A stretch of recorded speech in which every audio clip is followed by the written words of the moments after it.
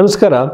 ಧನುಸು ರಾಶಿಯವರಿಗೆ ಸಂಬಂಧಪಟ್ಟಂತೆ ಈ ಒಂದು 2026ನೇ ಇಸವಿಯಲ್ಲಿ ಏನೆಲ್ಲ ಘಟನೆಗಳು ನಡೀಬೋದು ಅಂತ ಹೇಳೋದಾದರೆ, ತುಂಬ ಜನ ಕೇಳ್ತಾರೆ, ಸರ್ ನಂದು ಡೇಟ್ ಆಫ್ ಬರ್ತು ಟೈಮು ಏನೂ ಇಲ್ಲ ಅಂತಿರ್ತಾರೆ.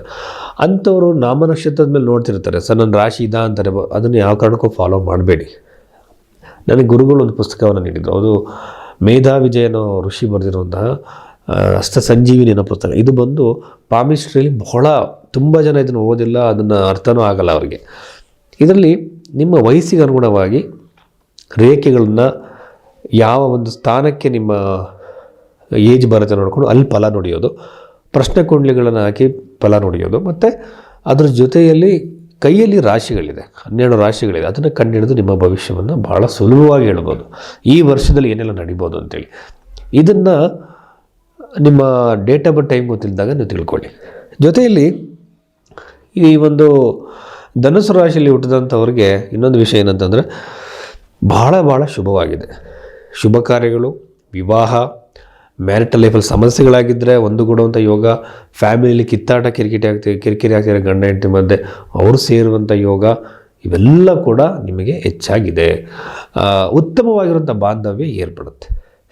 ಅದ್ರ ಬಗ್ಗೆ ನೀವು ಯಾವುದೇ ಕಾರಣಕ್ಕೂ ತಲೆ ಕೆಡಿಸ್ಕೊಳ್ಳೋದು ಬೇಡ. ಶುಭ ಕಾರ್ಯಗಳು, ಶುಭ ಸಮಾಚಾರಗಳನ್ನು ನೀವು ಜಾಸ್ತಿ ಕೇಳ್ತೀರಾ.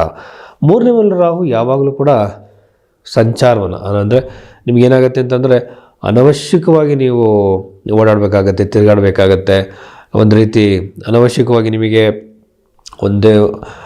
ಅದನ್ನು ಯಾವುದೇ ಲಾಭ ಇಲ್ಲದಿದ್ರೂ ಕೂಡ ಲಾಭ ಇಲ್ಲದೇ ಇರುವಂತಹ ಕೆಲಸಕ್ಕೋಸ್ಕರ ಓಡಾಡುವಂಥ ಸಾಧ್ಯತೆ ಈ ಒಂದು ಧನುಸು ರಾಶಿಯವರಿಗೆ ಇದೆ. ಮತ್ತು ಹೀಗೆ ಚತುರ್ಥದಲ್ಲಿರುವಂತಹ ಶನಿ ಗ್ರಹವನ್ನು ನೋಡ್ತಾ ಇದ್ದರೆ, ಬಹಳ ಮುಖ್ಯವಾಗಿ ಪ್ರಾಪರ್ಟಿಯನ್ನು ನಿಮಗೆ ಪಿತ್ರಾರ್ಜಿತವಾಗಿ ಆಗಿರ್ಬೋದು ಅಥವಾ ಇನ್ನೊಂದು ರೀತಿಯಲ್ಲಿ ಆಗ್ಬೋದು, ನೀವು ಪರ್ಚೇಸ್ ಮಾಡುವಂತಹ ಸಾಧ್ಯತೆ ಅತಿ ಹೆಚ್ಚಾಗಿದೆ ಅಂತ ಹೇಳೋದು. ಈಗ ತುಂಬ ಜನಕ್ಕೆ ಪ್ರಾಪರ್ಟಿನ ಪರ್ಚೇಸ್ ಮಾಡೋಕೆ ಓಡಾಡ್ತಿರ್ತಾರೆ, ತಿರುಗಾಡ್ತಿರ್ತಾರೆ, ಅವ್ರಿಗೆ ಆಗಿರಲ್ಲ. ಬಟ್ ಈ ಒಂದು ಧನುಸು ರಾಶಿಯವರಿಗೆ ಈ 2026 ಒಂದು ಪ್ರಾಪರ್ಟಿಯನ್ನು ಖಂಡಿತವಾಗಲೂ ಅವರು ಅದನ್ನು ಪರ್ಚೇಸ್ ಮಾಡುವಂಥ ಅನುಕೂಲ ಕ್ರಿಯೇಟ್ ಆಗುತ್ತೆ. ಮತ್ತು ಗುರುಗ್ರಹದ ದೃಷ್ಟಿ ಇರುತ್ತೆ.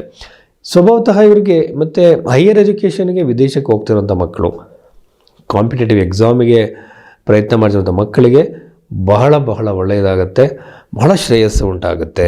ಆಮೇಲೆ ಇವರಿಗೆ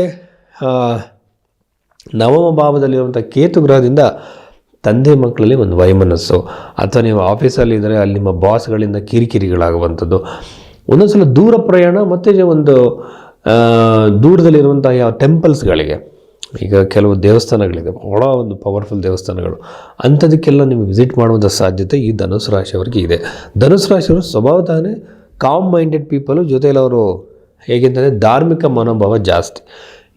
ಈ ಒಂದು ದೃಷ್ಟಿನ ನಾವು ನೋಡಿದಾಗ ಈ ರಾಶಿಯವರಿಗೆ ಬಹಳಷ್ಟು ಸಂಚಾರ ಮತ್ತು ಸಂಚಾರದಿಂದ ಲಾಭ ಆಗುವಂತಹ ಸಾಧ್ಯತೆ ಇದೆ. ಬಟ್ ನನಗೆ ಜಾಸ್ತಿ ಪ್ರೆಡಿಕ್ಷನ್ ಕಾನ್ಸಂಟ್ರೇಟೆಡ್ ಆಗಿರೋದು ಪ್ರಾಪರ್ಟಿಯಲ್ಲಿ. ಹೀಗಾಗಿ ನನ್ನ ಪ್ರಕಾರ ಯಾವುದೋ ಒಂದು ಮೂಲದಲ್ಲಿ ಪ್ರಾಪರ್ಟಿ ಸಿಗುವಂಥ ಸಾಧ್ಯತೆ, ಮತ್ತು ಮನೆಯಲ್ಲಿ ಸುಖ ಶಾಂತಿ ನೆಮ್ಮದಿ ಕೂಡ ಕ್ರಿಯೇಟ್ ಆಗುತ್ತೆ. ಬಟ್ ಶನಿ ಇದ್ದಾಗ ಅಲ್ಲಿ ಏನಾಗುತ್ತೆ ಅಂದರೆ ಈ ಪ್ರಾಪರ್ಟಿನೇ ಬರುವಂಥ ಸಾಧ್ಯತೆ, ಅದರಲ್ಲೂ ಕೃಷಿಗೆ ಸಂಬಂಧಪಟ್ಟಂತಹ ಭೂಮಿ ಇವರಿಗೆ ಬರುವಂಥ ಸಾಧ್ಯತೆ ಹೆಚ್ಚಾಗಿದೆ ಅಂತ ಹೇಳ್ಬೋದು. ಸೊ ಧನುಸು ರಾಶಿಯವರಿಗೆ 2026 ಅತ್ಯಮೂಲ್ಯವಾಗಿ ಜೀವನದಲ್ಲಿ ಒಂದು ಮೇಜರ್ ವರ್ಷವಾಗಿರುತ್ತೆ ಅಂತ ಹೇಳ್ಬೋದು.